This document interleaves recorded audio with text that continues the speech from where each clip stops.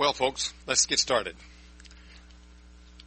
I've got some things that I want to talk about. I've taken some notes here on my little handheld, but I've asked you about ideas that are concerned to you. And as I understand it, this session has to do with caller coaches, those who are going to be training other people to be callers.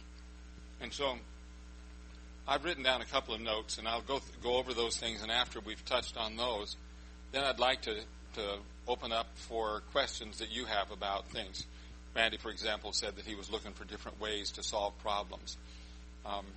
You have some ideas about what comes your way in terms of new callers.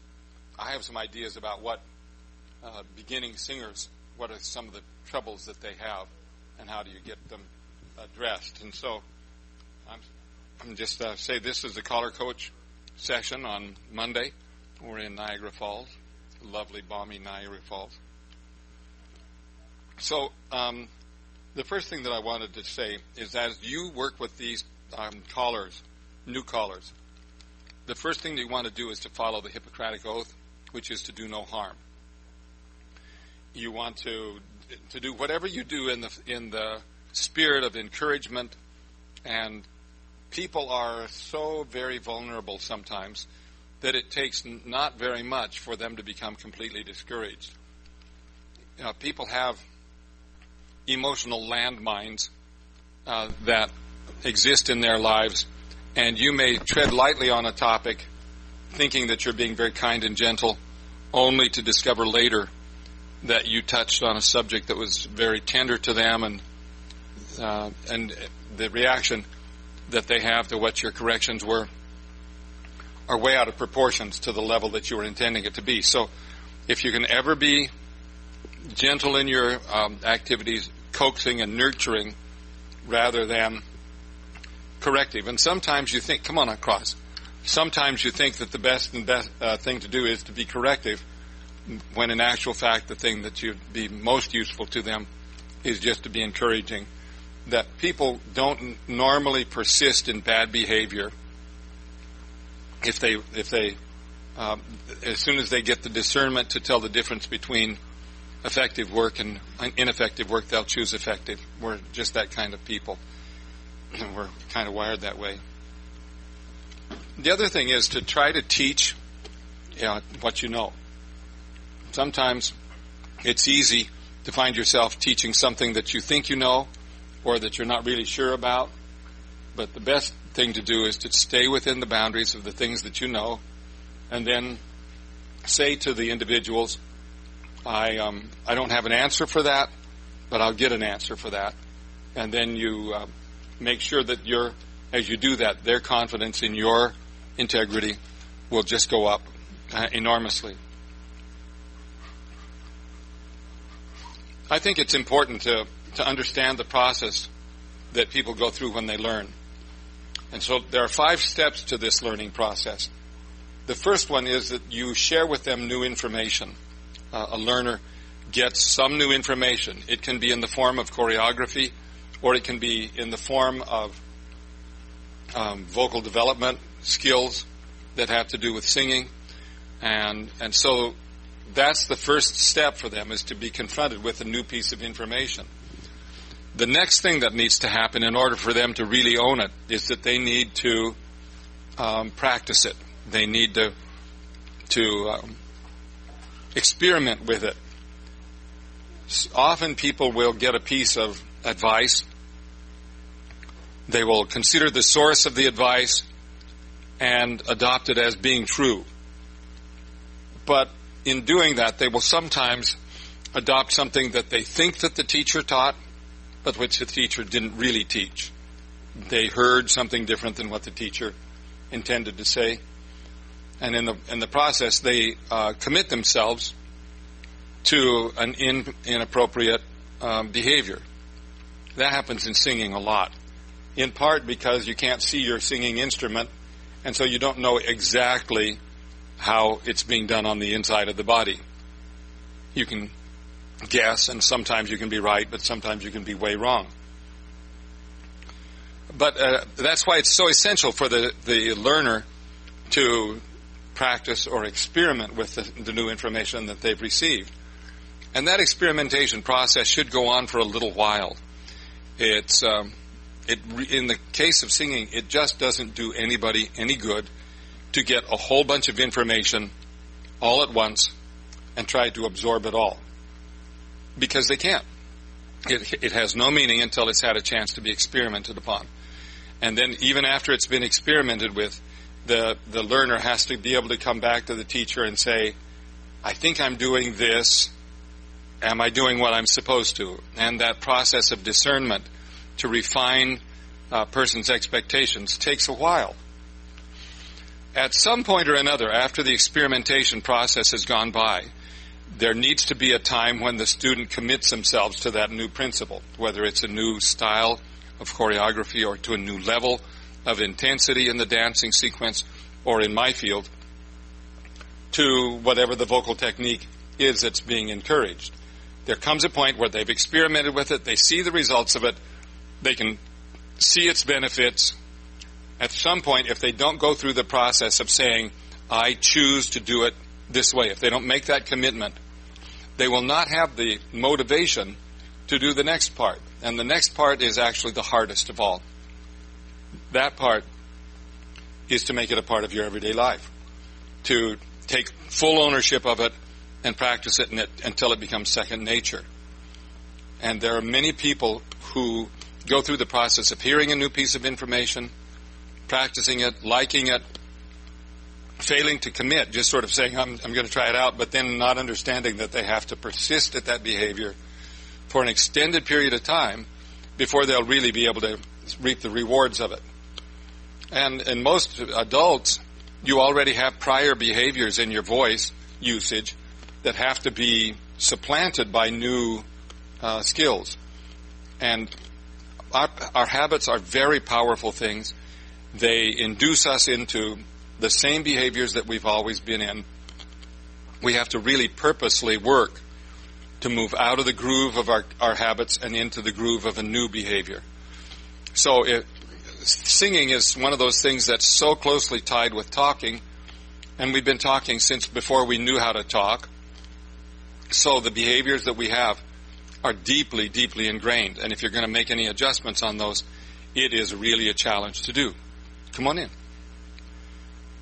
So after you've had a chance to have the person experiment and they've come to the point where they're ready to adopt the idea and then to integrate the idea into their own lives, the next thing that has to happen for them before they can take complete ownership of that skill is that they have to teach it to somebody else. There's something about formulating in your own mind how you're going to explain that causes a person to really take full ownership of it. And so it's a 5-part step. You get a new idea, you experiment on the idea, you adopt the idea, you integrate the idea into your life, and then you teach it to somebody else. You guys are already successful on a variety of different levels in terms of coaching callers. And successful callers in your own right. So some of this may seem a little silly, but it's really important as you think about the kinds of difficulties that you run into when you're dealing with new callers, to try to categorize where the problems lie and then to begin to develop strategies for helping people overcome them. Some of those came up this morning, and so I'll touch on those in a bit if each of you don't have your own questions to ask. One of the ways every good teacher needs to have some way of assessing whether or not the teaching has been effective. There has to be some way to measure the outcome of the time that you spend with somebody. Would you share with me your ideas about how you can tell whether or not somebody has learned what you've been teaching them? If you'll show your hands, I'll just pass the microphone about. Anybody?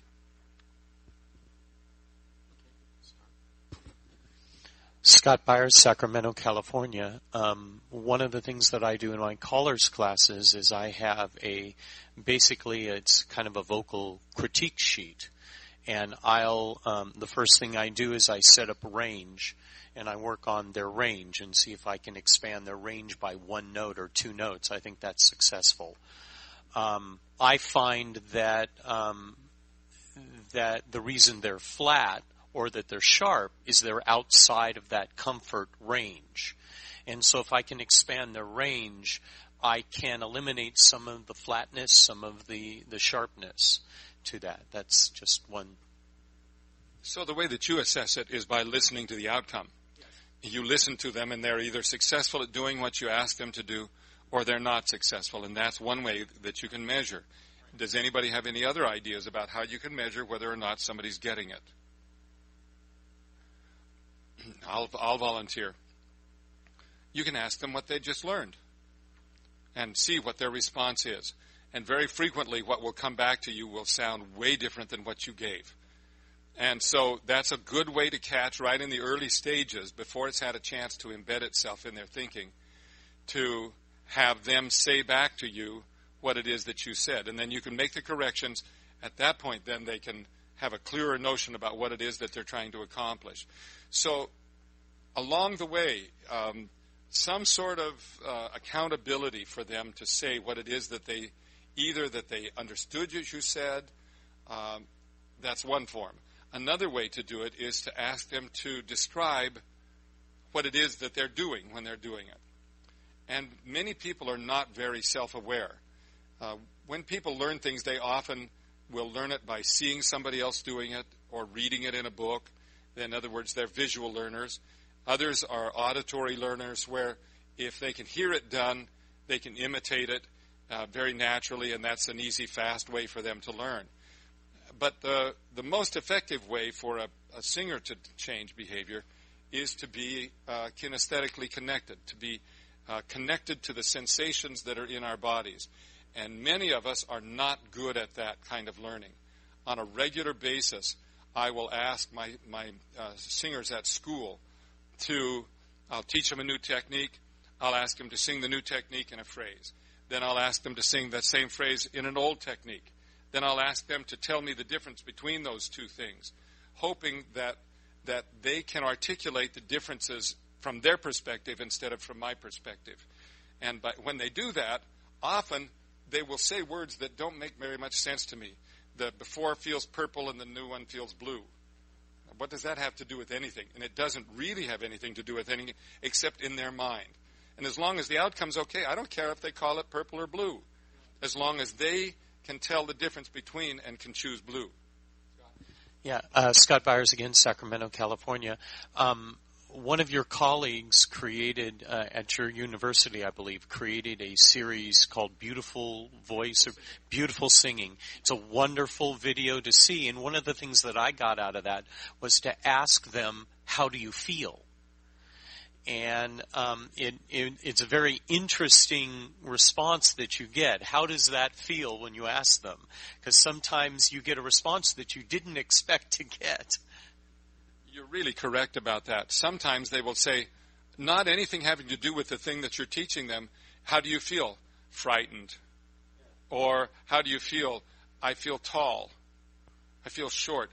This singing makes me feel fat in my throat. What does that mean? You know, it doesn't really matter what it means, but it means something to them. They're trying very tentatively to put into words kinesthetic feelings.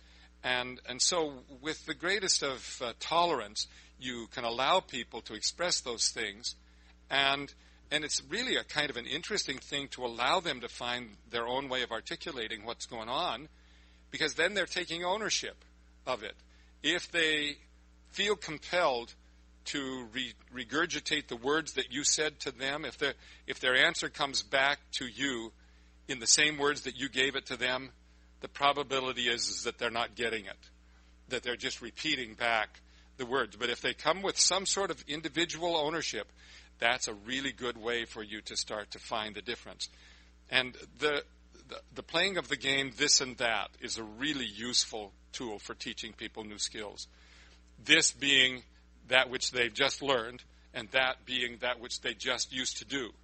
And if you can get them to play this and that, then they can start telling differences. And it's the differentiation that allows them to start figuring out how to make changes from point A to point B. And that's a really good game. And you can do it with a singing record. by simply saying to them, now that you have an idea, whatever that may be, let's say it was a breathing technique that you were teaching them, I want you to sing the first phrase of this record in the new technique. And I want you to sing the second phrase of the record in the old technique, and the third phrase in the new technique, and the fourth in the old technique. They'll learn two things, one of which is how quickly and easily they can go from one to the other. On a short-term memory basis, people can make those adjustments very quickly. That gives them a sense of empowerment, that there is change possible. But the second thing, and more significant, is that they begin to catalog what the differences are between point A and point B. Sometimes you have to kind of coach them. You know, after you've been at it for a while, you get a sense of what the usual responses are. And if somebody's way out in left field, you let them say their left field answer and then say, and also, do you perceive? And before you know that, they say, oh, you know, I didn't pay attention to that before, but now that you mention it, yes. And actually, that's a very important piece of the information, because I just was looking in another place and didn't perceive that happening. I saw a wonderful video. It was an embarrassing video on YouTube. Somebody sent it to me, and they gave me an assignment. They said, there are this group of people, and they are going to bounce this ball between themselves. And your task is to count how many times the ball bounces. And I took the challenge, and I thought I was smart enough to do that. And so they started bouncing the ball, and as they started bouncing the ball, they started moving around the room. So there was an extra piece of extraneous business, but that made me all the more determined to count how many times the ball bounced. And so I thought I had it. It was 17 times. Could have been 18. I may have missed one. And I got to the end, and the tester said, so, how did it go? Did anybody see anything peculiar? And I thought, oh, no, he's got me for the difference between 17 and 18 bounces. And he said, did anybody see it? Now, don't say what you saw. Just, did anybody see something peculiar? And half the audience starts to laugh. And I thought, oh, did I miss something? He said, now, here's the video again. This time, don't worry about counting the ball. Just see the video in its totality. So they start bouncing and moving around the ball. And about halfway through the screen, somebody dressed up in a gorilla suit walks right straight across in the middle of the crowd. And I never saw it because I was so busy counting the times of the ball. I was focused on a detail so intently that I missed this gorilla walking across the center of the screen. Your singers will be similar to that. They'll be focused on one task and miss really significant information unless you sort of draw their attention toward where it ought to be. That's a great risk because in the process of drawing their attention there, you presume that your perception is better than theirs or the best, and you may not be right. But on the other hand, if you don't do it, they won't get it. So playing the game of this and that is a really effective way of helping people to distinguish between old behavior and the new desirable behavior that they want to adopt.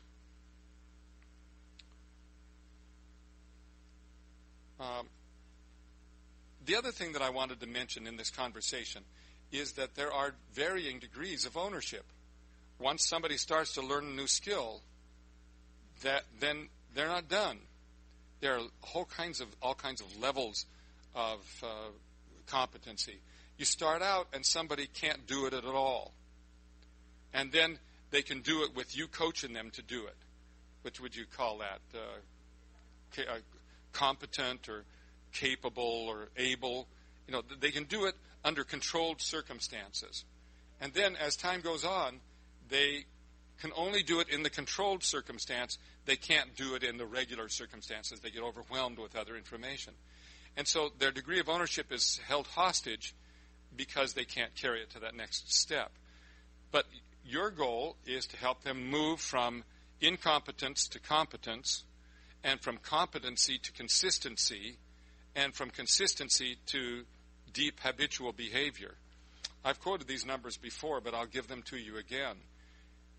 In a study that was done in New Zealand having to do with golf, they said that a golf swing, in order to go from completely inexperienced to having a consistent golf swing, requires a minimum of 3,000 repetitions. That's a lot of repetitions. But you could see how somebody would start off, and for the first 1,000, they would be hitting the ball every which way except the right way and missing the ball, and there would be uncoordination leading to coordination toward, I can hit the ball every time, but I can't hit it straight yet, to I can hit the ball and I can hit it straight all of the time. That level of consistency is what's needing to happen in a person's life. Unfortunately, most people get to the point of consistency and they think, oh, I got that made, and so they don't think about it again. When in actual fact, that's not the end of the road at all. As a matter of fact, if you get somebody to get to the point where they can be consistent, then the minute that you quit calling it to their attention, or that they quit calling it to their own attention, that skill will start to deteriorate because it's not deeply embedded. It happens when you think about it. It doesn't happen when you don't think about it. And moving from competency to habituation is really hard. And harking back to that study, that to get a habit to become integrated and habitual requires, like the golf swing, requires a minimum of 10,000 strokes. So in other words, it's more than 3 times more than it took to get competent or to get consistent. So that process of leading somebody through from incompetency to competency, from competency to consistency, and consistency to habituation is a long-term task. And you won't have people in your classes long enough to help them do that. And they don't need you to be hovering over them for long periods of time. But you might in your work set up a plan like you do when you sell somebody a new automobile. And that is, the car is designed to be driven now, fill it up with gas, turn on the key, and away you go. But about every 6,000 miles, every 3,000 miles, change the oil. Every 30,000 miles, come in for a tune-up or something along those lines, where in your training you have the opportunity to synthesize down into a very compact review session the things that they've been learning, so that as these people move from capability, which is what they get when they go to the school, to consistency, gets reviewed, so that you catch them before they've had a chance to go way out on left field. You keep them on track. And then even after that's done, while they're getting to the point where they're very successful and independent, you still are in the position to say, whenever you take your mind off of it, that thing goes away. And so that mentorship ceases to be kind of a teaching environment. It becomes more of a mentoring environment where you can make a big difference in the lives of the people whom you train if you will just come back again and again to make sure that things are tuned up. And I might offer this suggestion to you. It's something that I do with all of the students that I have when they graduate. I say to them, you do not need to come for weekly lessons from me. I've taught you enough so that you are on your own. I've taught you to be independent. But about every 6 months to a year, you should come back in for a series of tune-up lessons. And I don't know, do you folks do that in your calling schools? Do you have tune-up classes? Is that an idea that you might want to incorporate, that either you build into the initial fee enough to have several follow-up sessions that would span over a couple of years, or you establish what would you call a tune-up class for individuals that graduated, and you send out a message to them that it's been 6 months since you graduated from the caller school. There's going to be a series of 2 or 3 seminars as tune-ups, and you're invited to come back and tune yourself up and make sure that the things that you think you're supposed to be doing are indeed what they ought to be. So those are the things that I really wanted to talk about from my perspective. They have to do with degrees of ownership and how you can help people move from one level to the next, and how you can tell. How can you tell when somebody is capable but not consistent? Well, duh.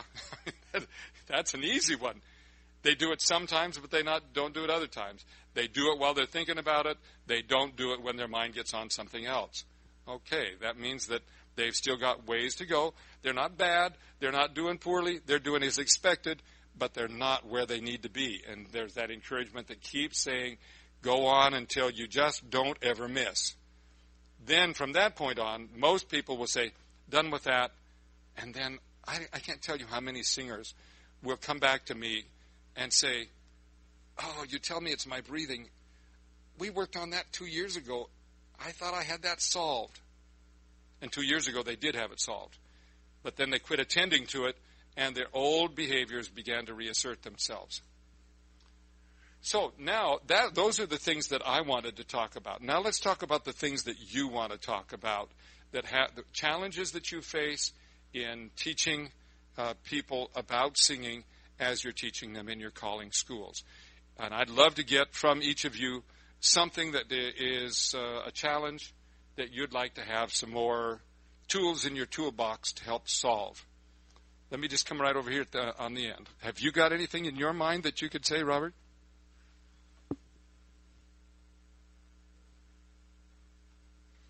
Robert Hurst from England for the tape. I can tell you one experience.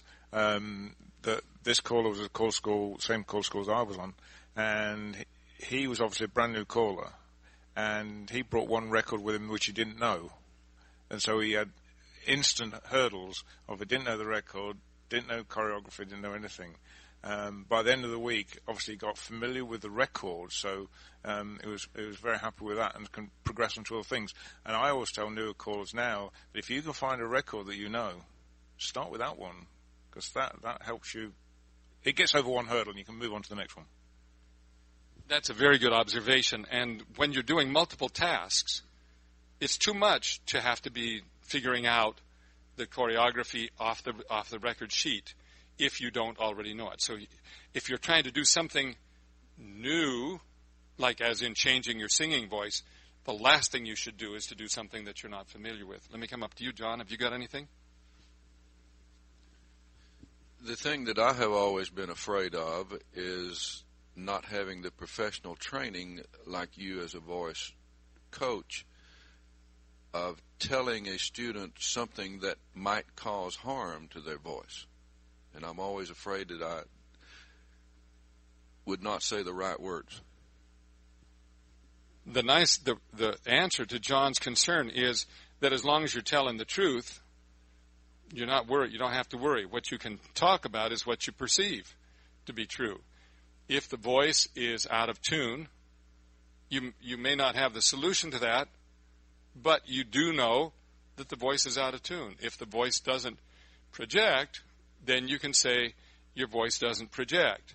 Now, what John would like to be able to do, and everybody else, would be to have a solution to that problem. And we'll kind of talk about those two things, projection and if you've got anything else specific, John, that you'd be mostly concerned about trying to offer for correction. Pitching. Yeah. Scott Byers, Sacramento, California. One of the things that I strive to do is trying to find solutions, because pitch problems could be a multitude of things, what I've found. I had one student that I had that his problem was a square wave, like a saxophone. Yeah. If he heard a saxophone, he just could not be on pitch. It just would not work for him. He had a small range anyway. But I took him off of saxophone music and I said, here, try fiddle music. And put him on fiddle music, and he did great with the fiddle music, but he just could not sing with the saxophone. So it's like, it's finding those little tiny things. Sometimes the words got in the way.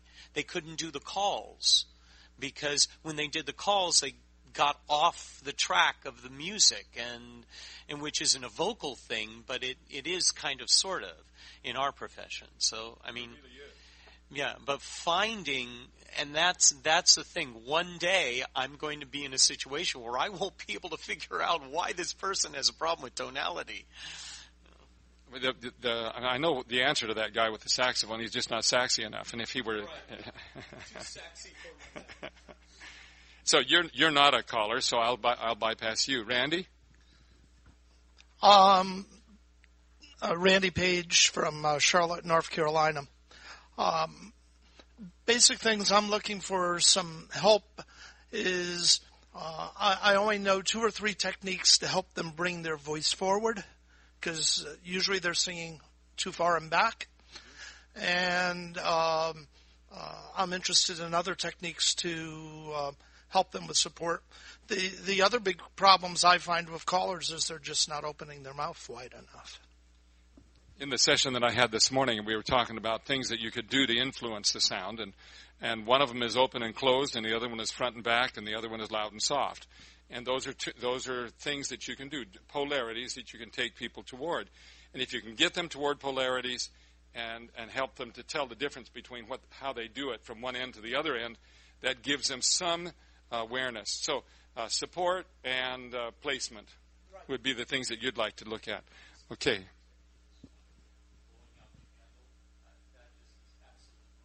It's so simple, isn't it? Dottie Welch from Nova Scotia. I guess the one thing that strikes me from my own experience that I would really like to know how to help someone with is someone who is having pitch problems, severe pitch problems, not able to be on pitch, but every once in a while I hear him on pitch. I'm saying, I know it's hidden there. It's not total tone deafness. It's there, but how do we help him bring that out? That's a very, very complex but an essential task for somebody who would wish to be a caller but can't match pitch. Terry here from Fredericton, New Brunswick, Canada. Dottie and I kind of work with some of the same callers, and we've got a fairly new caller now that's in it that has got a trained voice in classical. Great on the singing calls, but how do you get the delivery out for your square dancing as your commands and stuff like that, and what kind of ideas Arden can offer for that as well? Yeah, it's kind of a strange position to be in, to untune the voice, to make it sound less trained, to make it sound more normal. And there are things that you really definitely can do, not only to just take the classicism out of the sound, but to change it from a folk tune or a Western tune to a big band tune. There are all kinds of sonorities that people, one of the nonverbal communication skills is the ability to change the quality of the voice to match the music that you're performing. Whether you're going to do it with brass or saxophones or strings, there's a change in quality that comes into the human voice that in communication is very natural. As a matter of fact, I don't know if you realize this, but before you ever learned how to say any words, the first thing you did as a baby, besides crying, was inflecting your voice. And you listen to newborn babies, and they'll go, and what they're doing is they're experimenting with the musculature that they hear sounds coming at them, little cooing sounds from their parents, and they start to learn the inflection of the language through those cooing sounds. And so long before they ever form their ability to make words, the first thing they hear is the variation in pitch. And so you'll see a newborn baby starting to play with the inflections in pitch a little bit, and over a period of time they become increasingly sophisticated until they can actually say words, and then they say words that you don't want them to say. It's a progressive kind of thing. So let's see. We've got intonation issues, changing of quality of sound, the adaptation of quality of sound, support, intonation. Yours was mostly having more options to be able to solve problems. You gave a circumstance that had more to do with choreography, and the solution to your question was, well, just know better what you're doing before you have to be in public so that you don't embarrass yourself. And John, yours was pitch. Okay, so let's kind of take those in that. I'll start with the easiest one, which is the projection issue. Often the projection problem is not physical, it's emotional. Often the reason people will not project is because they have been taught in their childhood to not project, to use their quiet voices. And if a person has been raised in a sedate home or a soft-spoken home, to get that person to actually make a projected sound is really hard because they have a bias already built into them. It's more like a taboo than it is a bias. I don't know if you know the difference, but the way I define a difference, a taboo is that thing which a person cannot do but they don't know why they cannot do it. They just know that if they do, something bad will happen. And the bad thing that will happen to them is that daddy or mommy will be mad at them. Well, when you're talking to somebody that's 30, 40, 50 years old and they're still worried about whether their dad or mom are going to be mad at them, then something's wrong with that picture. There's ways to overcome that, but mostly what you have to do is to give them permission to project. I'm going to start with that one because it's the easiest one to solve also. In the session earlier today, I gave quite a long explanation. I'll give a shorter one because I think you've probably heard it before. But when a child is first born, they come hardwired to do three things: to suck, to cry, and to poop. And that's all the baby knows how to do. And then they learn everything else along the way. But all of us came able to make that baby's crying sound. It was hardwired into us. And that sound is what I call the primal sound. It's the first sound that we make when we're born. And then over the course of our childhoods, we have people say to us, use your inside voice, don't use your outside voice. You go to church and they say, use your reverent voice, don't use your play voice. You come to the school class and you say, be quiet. So by the time a child has graduated from elementary school, they have pretty well learned that it's socially unacceptable to use that primal sound that they were born with, and it gets filtered away. And then not addressed ever again. But the patterns have already been set. But you don't really have to teach that to anybody. You just have to give them permission to go back and do that which they naturally know how to do. So even though I'm speaking very quietly right now, I've put that primal quality in my sound, and the sound has a presence to it. It has a carrying power. Now, if I take that primal sound out, then it's about the same volume, but it doesn't have the same arresting quality to it.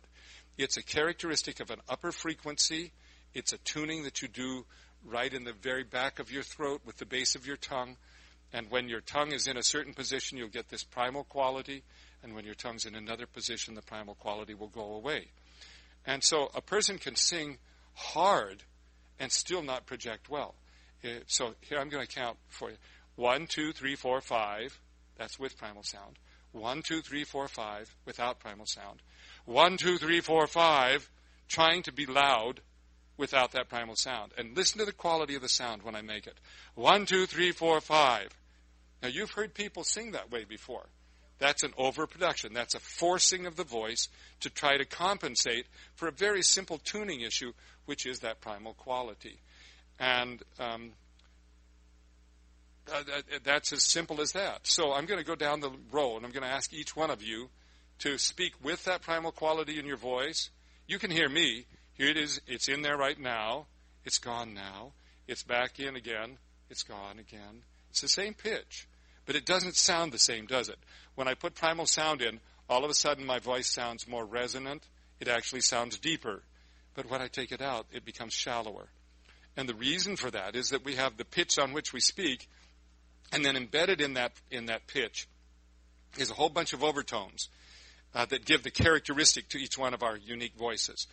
And that primal sound is a very high frequency up in the range of 35 to 5,000 hertz. And the pitch at which I'm speaking is at about 100 or 120 hertz cycles per second. And so the farther away that upper frequency is from the fundamental frequency, the richer the voice will sound. And it doesn't matter whether it's a man's voice or a woman's voice, a high man or a low man. It doesn't really matter. The presence of that primal sound is what gives the richness to the sound. But it's not the depth it's not really creating the depth. It's the upper frequency that gives the perception of depth. Okay, so I got off on a topic. So here it is again. 1, 2, 3, 4, 5. 1, 2, 3, 4, 5. Your turn, John. Just pass the mic. 1, 2, 3, 4, 5. Starting at 3, 3, 4, and 5 had it. You hear it wasn't there in 1 and 2? 1, 2, 3, 4, 5. Okay. You don't know exactly what you did, but as soon as I drew your attention to it, you solved it immediately, and I didn't have to tell him. I just called to his attention. And the other one goes away. 1, 2, 3, 4, 5. Now, 1, 2, 3, 4, 5. Now, talk just that same loudness, but without primal quality. 1, 2, 3, 4, 5. That got quieter. So 1, 2, 3, 4, 5. Okay. All right. Okay. Now, feel what you do when you don't have the primal quality. It's moving my tongue. It is. 1, 2, 3, 4, 5. 1, 2, 3, 4, 5. Your tongue becomes a kind of a mute or a baffle, doesn't it? Okay, Robert. 1, 2, 3, 4, 5. You have it. Now take it out. 1, 2, 3, 4, 5. Not quite. Put it back in. 1, 2, 3, 4, 5. And take it out. 1, 2, 3, 4, 5. That's good. Can you tell what it is that you're doing? Yeah. All right. Okay, Scott. Okay. 1, 2, 3, 4, 5. That's it. 1, 2, 3, 4, 5. Yeah. At first you started off quiet. Right. And then you brought it back up to Right. volume, but the primal sound wasn't in there. Right. So leave it out. Take it out again. 1, 2, 3, 4, 5. Put it in. 1, 2, 3, 4, 5. Feel what it is you're Oh, doing yeah. differently. Yeah. But I call it something different than primal. What I call it is I actually call it breathiness. It's not as productive. You know, I'm using more air than I should use. The actual truth is there are combinations of things that can add to that, one of which is exactly what you say. If you don't have enough breath to really activate your vocal folds, you'll get this kind of a sound. As soon as you bring the breath to the sufficiency, to that point of efficiency, then the tone gets cleaned up. But you can also have, now I've got that tonal efficiency, but I still don't have any primal sound in my voice. I'm having to work really hard to mute it out. But now, as soon as I move my tongue into the right place, then with that basic healthy production and the primal sound back in there, then all of a sudden it's very loud and very commanding. And in the reality of the world, opera singers call this the singer's ring. Public speakers call it the command in the voice. But it's that primal sound that we were all born with. John? Is it a more relaxed feeling in the primal sound? Absolutely it is. You're doing less. You have to do something to take the primal sound out. But because we have all done it for such a long period of time, it seems normal. But it's inefficient. Both, as Scott pointed out, often inefficient in the way that the sound is produced, but secondarily, how the sound is propagated. We filter it and should not filter it. Do you want to try it? Okay. All right, Randy. 1, 2, 3, 4, 5. Now, that does not have any primal sound in it. So, here's the sound.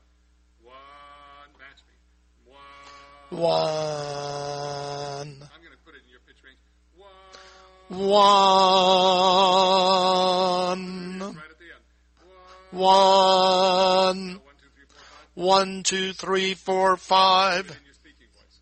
1, 2, 3, 4, 5. 3 and 4 and 5 didn't have it in there. I heard that. You're starting to catch on to it. So Yep. you go again. 1, 2, 3, 4, 5. 3 has the best. Say 3 a couple of times. 3. That's because I had speech therapy on unvoiced THs, so that would be why it would be perfect. That may be the reason, but also the tongue sits in a certain place in the E vowel, and it's up out of the throat, and that uncovers that primal quality. So say 3 again. 3. 3. 1. 1. Yeah. So your tongue. 1, 2, 3, 4, 5. Now take it out. 1, 2, 3, 4, 5. Put it in. 1, 2, 3, 4, 5. You're getting to develop. Can you tell the difference between those? Well, but I also feel like I'm bringing it forward when I'm. And that was the question you were asking before about this placement. How do you get it to come forward? Because to me, it was almost really about. It seemed. I just went back to voice about thinking about singing through the top of my head, and then I had the primal sound and take that out, and it was gone. What you're really looking for is what's the cause and what's the effect. And the placement is the effect. The place that you feel it is the consequence of the task that you do. And for the vast majority of voice teachers, they will go for the effect, hoping that it will fix the cause. The problem is that sometimes it doesn't fix the cause, and then you've got a double problem on your hand because they've overlaid a solution without really getting at it. They're treating a symptom rather than a problem. Placement is a symptom. But as you get that primal sound, as your tongue moves into a new place, the trajectory of the sound coming out of your throat hits the hard palate and causes a sensation of vibration in the bones in the face. And that is a forward placement, which traditionally singers talk about. But it's the vibration in the mask is a consequence of something else that's going on. And so, yes, you're right. How to bring it forward, one of the ways you can bring it forward is to look for a primal sound. We got another game we're going to play here in just a minute that will be addressing that. 1, 2, 3, 4, 5. Take it out. 1, 2, 3, 4, 5. Now take that sound that doesn't have it and make it as loud as the other one. 1, 2, 3, 4, 5. Try it again. 1, 2, 3, 4, 5. There you go. So you have to overwork just a little bit to get there, don't you? Okay, Terry. 1, 2, 3, 4, 5. That has no primal sound in it. 1, 2, 3, 4, 5. That has no primal sound in it. So what Terry is dealing with is a speech pattern that has long since muted that out of there. So I'm going to do it like I did with Randy. I'm going to make a sound, and I'll ask you to sort of match me. What happens is that on an intuitive level, when you try to match somebody else, you can't just match their pitch. You start matching everything else about them, and all of a sudden you find your internal vocal posture in a different place. So 3. You got to keep going. 3. There it is. And that you notice that as soon as I dropped out, your tendency was to drop away too. Yep. And then you said, no, I got to keep myself going. This is actually a little uncomfortable for you, isn't it? This is a perfect example of the social inhibition that was established for you long time ago. You never bought into it. You never had any control over it, but it was there. And so now you just did it, and you noticed that as soon as I dropped out, you wanted to go, oh, no, that's too loud. Try it again. 3. 1. 1, 2. 2. 3. 4. 5. In the process of doing that, something inside changed, didn't it? Yep.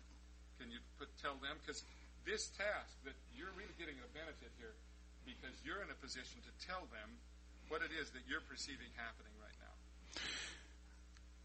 The perception is that, I don't know how to put it into words per se, but the primal voice the way I perceive primal voice is more or less your command voice or whatever, and trying to get the commands across is not always an easy thing. So when we're doing the thing, you're giving me like that command voice, and it's to try to copy it and then continue on with it. You're and it's exactly right about yeah, that. and it's to try to continue and keep up with it, which makes it the hardest part. That's right. So here we go again. 1. No, you keep going. Okay. 1. 1. Stay on the vowel. Sorry. 1. 1. 2. 2. Good. 3. 3. Best of all. 4. 4. 5. 5. 1, 2, 3, 4, 5. Okay, so now how did that feel different than what you normally do? Seems like I didn't have to put as much work into it, I guess, for some. But you didn't work as hard, but something had to change. Yeah. What was it that changed from your perception? Don't you find yourself saying, oh, I know the answer, when the truth is, it's your answer. Yeah. Any answers there, Terry? No. So that task of trying to help somebody else get to the place where they can identify what they just did is a real hard task. It's one of those boundaries where you invite and you invite and you invite, but you also may have to gear. So I want you to imagine the back of your tongue. Your tongue is here on your front teeth, and then it comes back, and then it goes down your throat. And right back here where it goes down your throat, you have a tendency to keep that perpetually tight. I'm going to double check to see if that's the truth. Will you take your thumb and hit yourself right? Oh, I don't even have to ask. When Terry's at rest, that muscle it's called the geniohyoid muscle, is perpetually tight for you even when you're at rest. I want you to feel here underneath my chin. Now feel under your chin. See, it's perpetually tight, and that was so that's a speech pattern that you learned way back when you were very first learning how to talk. But before he learned how to talk, he knew how to make this other sound. So it's that little baby's cry that, and actually when you get it, it's a very, very tiny quality inside your head. Okay? So, would you introduce yourself to me in that command voice? Think about the base of your tongue as it goes down the throat, and imagine that you had just shot it with Novocaine, or that it was like made out of Jell-O. And then see, he'll try to talk, and he will have lost one of his control mechanisms, and so it'll make him feel very awkward at first, sort of like you feel when you come home from the dentist with Novocaine in your mouth. Go ahead. You mean the thought like this? Yeah. Yes, I know exactly what you mean. Terry Hebert. And keep going. Fredericton, New Brunswick, Canada. And are you married? No, single as can be. Single as can be. Okay. So you don't have any children, so I'm No. not going to ask that question. Okay, so one of the things that you want to try to do is to identify the easiest way for a voice to project, and the primal sound is the easiest way to do it. There is an alternative way, and that is a game that I used to play, that I've played here before, where you cup your hands in a little megaphone, and you have these 5 little placements. The first placement is right around the corners of your mouth, right to the corners of your mouth, and tip of your nose and tip of your chin. And you have to talk in that front place, which means that you can't let the vowels sit where they normally would sit, and they sit in a very awkward and forward place as if I were Inspector Clouseau. It has a very peculiar quality to it, and nobody really ever talks that way on purpose. The next place is the 2 position is right across the bridge of the nose, down across the smile lines. It takes in the eye teeth, and just the slightest area behind your front teeth. And that's this position. And it's more possible to talk in this position than it is to talk in the number 1 position. Number 1, the vowels have to modulate so far that you can't hardly have to say there isn't a single vowel that doesn't require some kind of modulation. Number 2, you can almost get away with it. The O vowel has to cheat just a little bit forward. The U vowel is in a strange place. The A sometimes sits in a peculiar place, except for those who come from England where it sits naturally. The 3 position is right at the edge of the eye sockets, and it allows, there's a line that comes across, and all of the sonority is in front of the molars, so the sound is in the front of the mouth. So the 4th position is right at the hinge, the jaw hinge, and allows the sonority to sink back in the mouth all the way to the back of the molars. The 5th position is the tongue lolled back in the throat. So I'll give those 5 positions to you. 1, 2, 3, 4, 5. 1, 2, 3, 4, 5. 1, 2, 3, 4, 5. 1, 2, 3, 4, 5. 1, 2, 3, 4, 5. And this one sounds kind of stupid because it has no primal sound in it. It sounds not very bright. But it's not that at all. It's that my tongue moves around in my mouth in different places. Would you join with me? I want you to feel where those positions are in your mouth. So you cup your hands right up at the tip of your nose. It's like a little trumpet sound right at the front of your mouth. And yes, the problem is that many people, in order to get that bright sound, will pinch in their throats to make it so. But this has to be really loose and easy, but the modulation is way up front. So count to 5 with me if you would, please. 1, 2, 3, 4, 5. Now go to a 2 position. That's this is the belting position. This is where pop belters sing. 1, 2, 3, 4, 5. That's not too terribly far away from home for you, is it? It's a little forward, but just not very far, right? 3. This should be home base for you. Ready? 1, 2, 3, 4, 5. Now, doesn't that feel pretty normal, like normal speech for you? Yeah, that's a 3rd position. That takes in sonority to the middle of the mouth. The 4th position is where Americans speak. where Russians speak and other unintelligent forms of life. Ready? 1, 2, 3, 4, 5. And you can feel the sonorities on your molars, and lo and behold, it feels really normal. Where do Canadians speak? Yeah, I think you're in our same league now. And then the 5 position is the Forrest Gump position. It's got to be 1, 2, what comes after 3? Yeah, that's right. Okay. It's exactly right. And so, yeah, the truth of the matter is that we don't realize how much control we have over the base of our tongue. We get habituated into speech patterns from our childhood. We persist in those speech patterns and learn to be functional, but we have so much more control than we think that we do.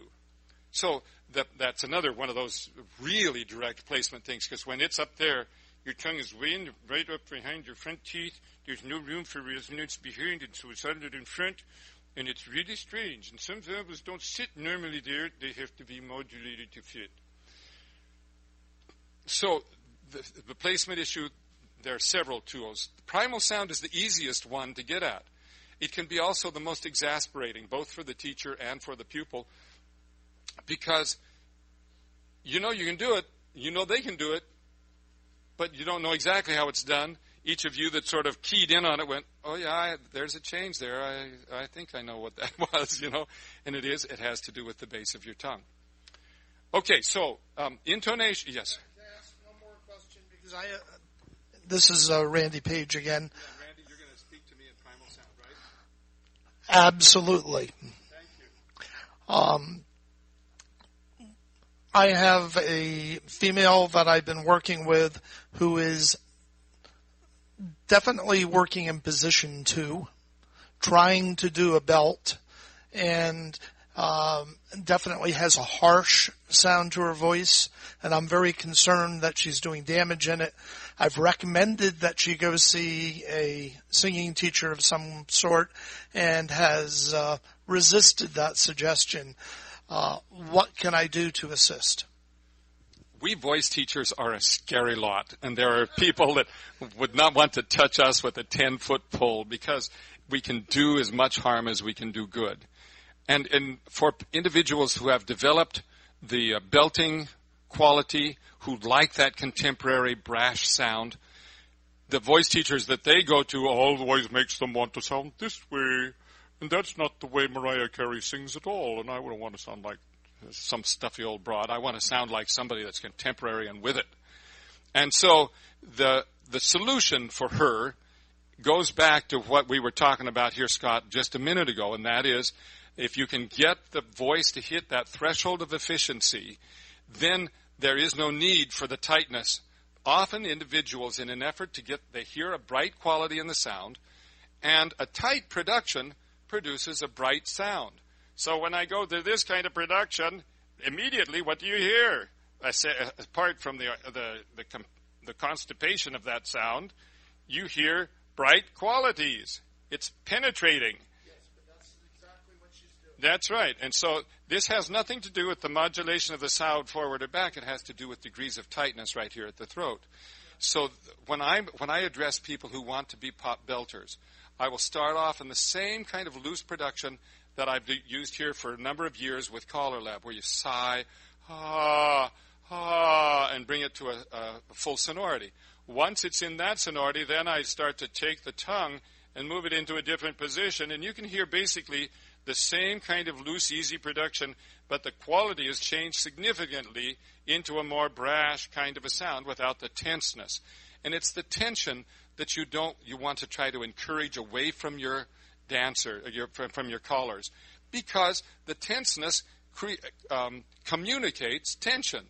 It communicates stress, displeasure. Those are sentiments that don't belong in a social environment like square dancing at all. So people are looking for solutions. They don't mean to sound tight, but they're trying to get a sound without understanding how to get there. So very, very quickly, let me reiterate, because there are a couple of you that haven't been here before with me, and that is if you get that sighing sound in your throat and then accelerate your breath, as in the means of using the pretend pinwheel on the tip of a child's finger,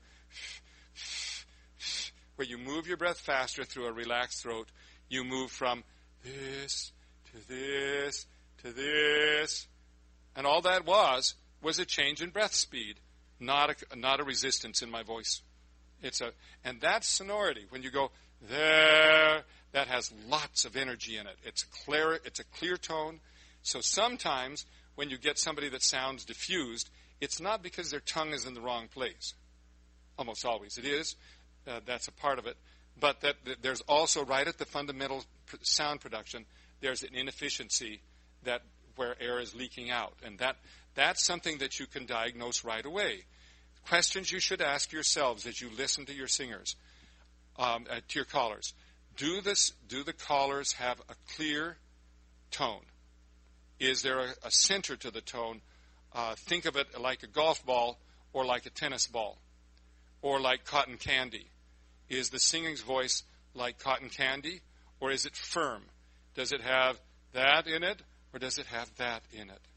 Is that the origin of inefficient breath, inefficient sound production, or muting of the primal sound? You just make a question. You say, I'm going to assume that it's an inefficiency in the sound production.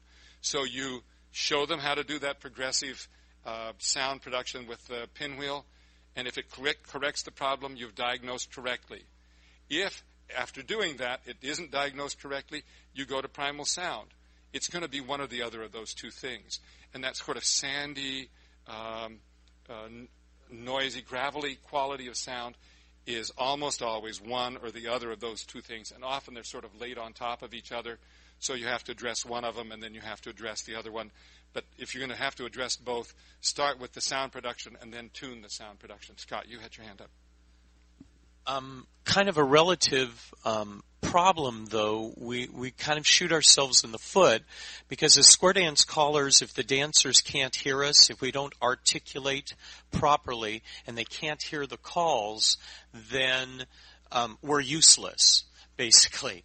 And what I'm afraid of is sometimes there's this perception of the difference between articulation and also the tone quality.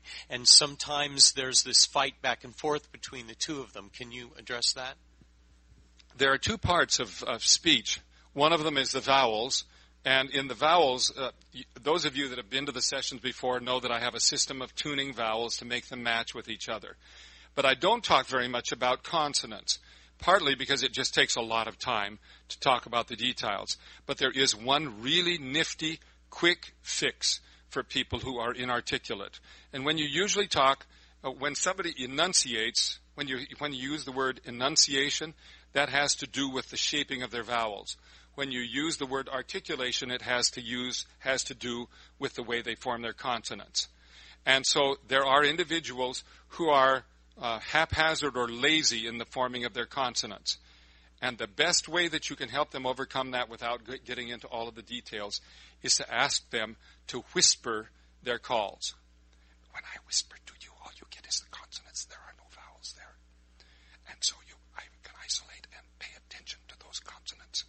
And I say them with greater vigor because that's all I have to communicate with. Right? And so you can take them, take the music away, just ask them to whisper what they're doing. And immediately they will have to pay attention to the articulation part of the conversation. Now, if they don't get that, then there's more to be done, but that's harder. But in a quick fix, and that's about all the time you have in a caller school, is a quick fix solution. If you can get them to whisper articulately. Have any of you ever been out to Salt Lake City? Yeah, several of you have.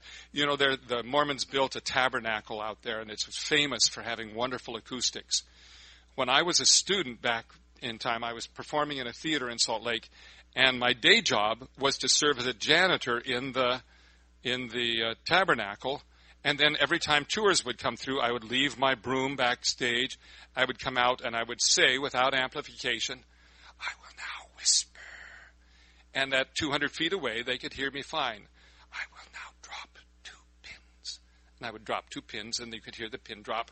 at the other end of the building. So I had some experience with that right early on in learning how to make sure that my whisper had all of the articulation associated with the normal use of consonants. At any rate, that's a potential solution. Without drawing attention to that, ultimately they have to be put back together. The enunciation and the articulation have to fit together.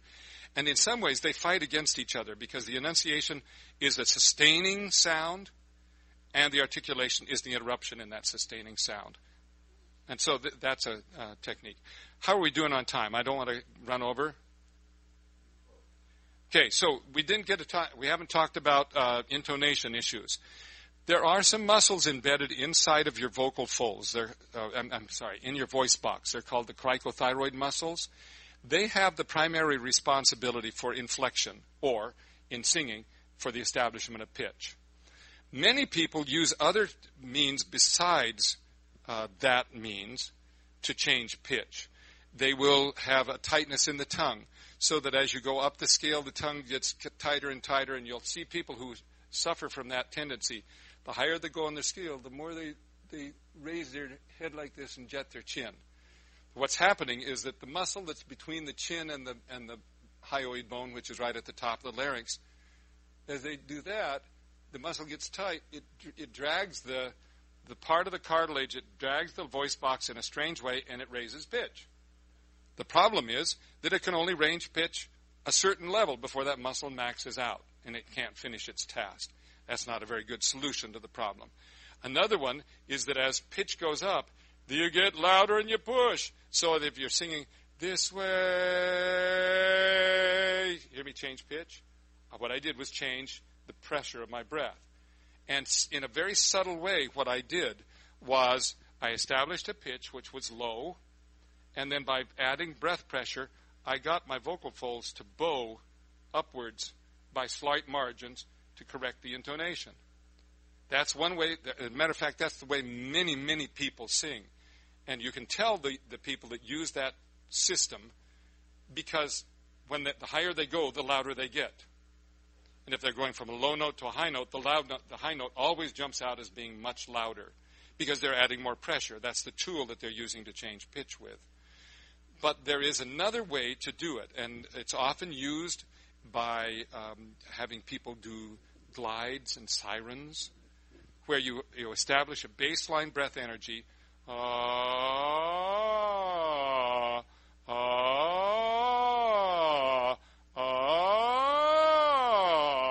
and so on and so forth, where you don't allow the breath pressure to change, and yet you demand that pitch changes. And almost always, when you first show somebody how to do that, they look big-eyed. They look startled, because not only do they find themselves finding that pitch in a way that they're not accustomed to, but it's easier to do. And they think, I've done something wrong, this isn't right. But then you listen to it, they say, well, this feels pretty good. You play it back to them, they say, that sounds good. Gosh, that was easy, because that was the way God made us to do it. We have found other ways to do it. So if you're trying to solve intonation problems, there are lots of ways that people put Band-Aids over it. They will try to bring it more forward if it's flat. They will try to draw it back if it's sharp. And all that does is cover over the real fundamental problem. The real issue is that it needs to be that pitch and not that pitch. And the problem is that the voice doesn't have frets on it like a guitar has. And so a singer has to do the same thing that a violinist does. They have to learn where to put the muscle energy to get to that particular pitch, memorize it, and get. And any of you raised kids that played the violin? Oh, cool. In the early stages, it's really painful because they're just in the general neighborhood of the pitch, and they just don't get it right. So, yeah. So along the way, the real solution is not a fast solution, but it's a solvable problem, and that is you first teach people to modulate their speaking voices. Low and high and up and down and everything in the middle, and then you get more specific, and you modulate up to there and down to there and up to there and down to there and down to there. And that starts to become singing. And the inflections become specific to certain frequencies. Dottie? How do you help someone hear when they've got the right pitch? A yellow rock always helps. Positive reinforcement. No, the truth of the matter is, if you get somebody who can't tell if they've gone up or down, there are a very, very limited number of individuals who are literally tone deaf, who do not have in their hearing systems the ability to distinguish frequency change. Almost nobody is in that class. However, there are a lot of people who didn't learn to inflect pitch in their early childhood, which is the optimum time to learn that. And in that process, I had a little boy, and when I was in graduate school, he was just a little wee guy, and he was watching Sesame Street, and I went out the door one day, and he was singing along with one of the characters on Sesame Street, and he was about 2 notes off and 2 beats behind. He was just kind of imitating. He was just playing. And then I remember, because about 6 months later, which was the next time I saw my son, I'm kidding, he was busy, I came walking through about the same time, and this time he was right with them. He was matching pitch. He was on rhythm. It had just been a progressive thing. Adults can do it faster than children, but adults suffer from self-consciousness, and children don't have any self-consciousness at all, and so they don't worry about it. Having said that, you take somebody and you say, here's the pitch, and they go, and you say, and pretty soon, sometimes it's, she'll be coming round the mountain when she comes. And you sing along, and you don't let them go on to the next note until they've arrived at the right note. And there's a coding that starts to go on that adults can do very quickly. So it doesn't take 6 months. It can be done in a relatively short period of time, but it's the same process that a little child has to go through. I see people walking by, and I see a tap on the clock, so I'm over time. I'm going to turn the microphone off. Happy to visit with you all afterwards.